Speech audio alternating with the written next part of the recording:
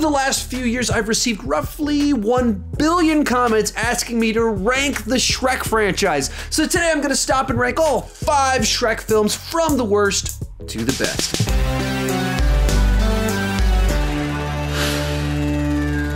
Hi, my name is Sean, and I love to talk about movies way too much. With that in mind, go ahead and join me down below in the comments section. Share your ranking of the Shrek franchise. My list isn't the right list, it's just my list, and I would love to see yours.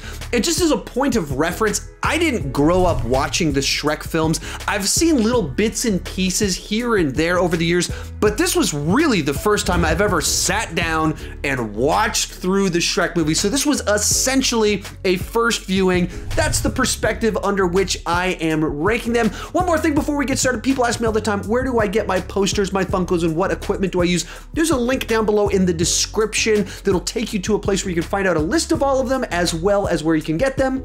And let's get started. In last place is Shrek the Third. For whatever reason, it just feels like all of the wit and charm were just missing for this film. It kicks off with a set of highly contrived scenarios to make it look like Shrek is horribly unqualified to be king, but it's just him doing dumb things, so it just cheapens the character in a way that there's nothing to it that feels like a particularly smart way to show that he might not be a good fit. It's just, let's do something ridiculous here.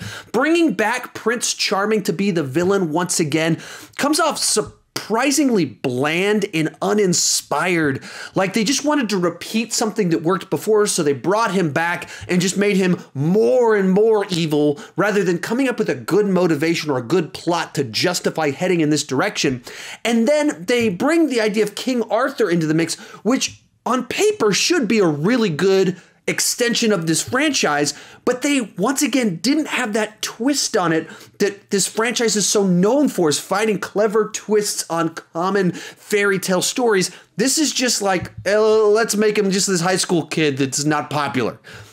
It's not clever, it's not witty, and that seems to be true of the entire movie, that it's just missing the spark and magic that worked for the rest of the franchise. In fourth place is Shrek Forever After.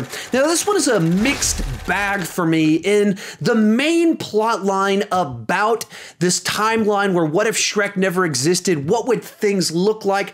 I actually had a lot of fun with like that. I'm a sucker for those types of storylines and plot lines, seeing this alternate version of history, getting to see Shrek and Fiona have to fall in love in this new version all over again, seeing Puss in Boots as this overweight cat that's not the swashbuckler that we know from the rest of the movies. So there's a bunch of those aspects that I really enjoyed. Even Rumpelstiltskin as a villain, I thought was a nice addition that had something to him that was different but felt like it fit nicely in this franchise. And then there were other aspects to it that just didn't work for me, like the first 10-15 minutes where they're just trying to show how boring and mundane Shrek's life is. It felt like it lacked the spark and kind of missed the charm of the franchise to do such like straightforward, here's very suburban type stuff, like he's changing diapers and he's bored of doing it. It didn't feel quite right for me, and going to a birthday party and losing his temper just felt like the tropes of a different genre. And so like an odd way to set all of this up that didn't, felt like they were doing the stuff, the mistakes they were making in the third film, repeating it in that first 10 minutes. And then it kind of found the magic a little bit when they went back and told this different version of history or different version of timeline stuff. That's where it kind of really found its footing for me. And I had a good bit of fun with that. I just wish they'd had a better way to bookend the story and a better justification for why Shrek would go through with the deal. Real quick, before I give you my top 3 on here, remember to share your ranking down below in the comment section. Also, I've got a playlist right up here with all of my DreamWorks franchise rankings that I've done thus far. So right now there's 3 franchises in there. We got How to Train Your Dragon, we've got Kung Fu Panda, and then currently we got Shrek, and I'm pretty sure in the near future I will add Madagascar. Also, since this is a children's franchise, I watched it with my kids and I asked them what was their favorite of the Shrek movies. Liam, what's your favorite Shrek movie? 2, because Fairy Godmother is evil. Oh, Fairy Godmother's evil, so it's like a clever twist on the way they normally do this stuff. Chloe, what is your favorite Shrek movie? My favorite Shrek movie is the first because I like how Shrek saves Fiona. Fiona's supposed to get married to the king, but instead he gets married to Shrek. Oh, so you like the romance in there, the twist, a lot of fun stuff. So you like Shrek 2. Didn't you also really like Puss in Boots, the movie Puss in Boots? Yeah, that's my first one. Out of all of them? Out of all of them, two is my favorite Shrek, but Puss in Boots is my favorite in the collection. Oh, so in the whole collection, Puss in Boots, because it's like this adventure with lots of swords and stuff like that. Very cool. Chloe, still Shrek number 1? Yeah, Shrek number 1, I think. I might change my mind, but so far. All right, very cool.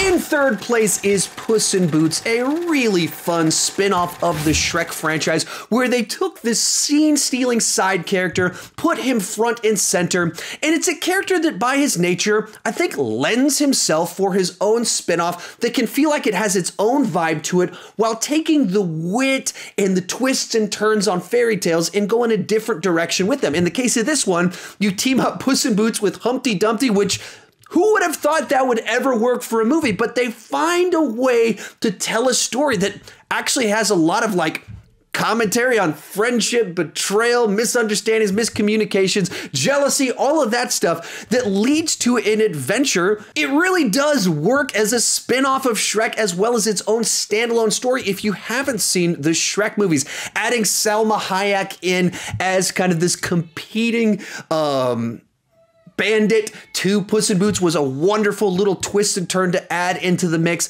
So yeah, just a film that I had a lot of fun with. Our runner-up is the original Shrek. What this movie does so well is introduce us to this great fun character voiced by Mike Myers, having this clever idea to take fairy tales, mush them all together into this one story, and then turn them all on their head, and then also infuse the whole thing with pop culture, which just makes for a very entertaining film that always has some joke, some reference, something to keep you engaged and put a smile on your face. But it's not just Mike Myers that's great. Of course, you have Eddie Murphy as the donkey that's just stealing every scene, cranked up to 11 with the energy, the humor, all the stuff Eddie Murphy is great at. This is some of his best family comedy work. Also, one of the things that's interesting about it is the whole thing, while it certainly has entertainment for children, it's jam-packed with references for adults, jokes that children will never understand or they won't understand for another 10 years. So it's designed in a way that it entertains kids, but it has a lot in there for adults. And actually, as we were watching it, we were having to explain all these references and even some of the fairy tales to our kids and what made some of the jokes clever and funny. And that cleverness is all throughout the films of they take all of what we expect a fairy tale to be, they set that story up, then turn it upside down with something that makes it interesting. And there's an actual wit to everything going on inside of it, where some of the later ones, it just felt like, hey, let's just put references in there. Originally, they always had that clever spin, something interesting to say that's unexpected, and that goes from beginning to end with this film, kicking off a pretty cool little family franchise. But coming in first place is Shrek 2. This one continues all the wit, charm, cleverness of the original film and just improves on the foundation that was already very strong. And I think what really elevates this film for me is I think it's got a better villain and adds in some great side characters. On the villain side to things, for me, Prince Charming and the Fairy Godmother are just more memorable as bad guys. They stand out. Their motivation is a little bit more interesting, a little bit more clever in the way it ties into the story and propels things forward in a way that, as I keep mentioning in this video, turns fairy tales as we know them upside down in a way that's a lot of fun. Likewise, of all the movies, I think this is the one that does the domesticated ogre aspect of Shrek's journey the best, in that you have her parents, Fiona's parents, not really like him, not understanding him, all the tension that goes with that, him becoming a human, all these different things. I just add a more fun dynamic to all of this. And then we also add into it Puss in Boots, voiced by Antonio Banderas, as just this wonderful standout character that fits perfectly into this world, adds to the team really nicely in a way that I think just elevates every scene that he is in. So when you put it all together, it has all the humor of the original one. It's just a little bit better constructed and has a couple more nice additions in the characters. So it comes in at number 1. If you enjoyed this video, remember to check out that playlist right over there with my other DreamWorks franchises that I've ranked. I've got How to Train Your Dragon, I've got Kung Fu Panda in there, and hopefully in the future we'll have Madagascar. So thank you so much for watching, and keep talking movies too much.